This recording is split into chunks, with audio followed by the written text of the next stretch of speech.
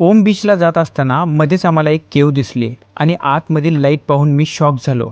महाबळेश्वर मंदिराचं दर्शन झाल्यास आम्ही ओम बीचकडे निघालो. चलत असताना मध्येच आम्हाला ही केव दिसली. तशी ही जागा सकाळी खूप भारी होती. आम्ही दुपारी येतो कारण हे महाशय 12ला उठलेत, 12ला झोपले होते. काल लुसीना म्हटले होते take little bit more sleep, ते माझ्यासाठी म्हटले होते. आणि पाळतोय हा स्वप्नील. अशा जागेवर एकटा असेल तर जायला थोडंसं भीती वाटते. त्यामध्ये काय आहे, कोण आहे. तर आता ती जागा आलेली आहे, ते दाखवतो तुम्हाला. अचानक मध्ये जाणं भीतीदायक होतं, पण अंदाज घेऊन आत गेलोत.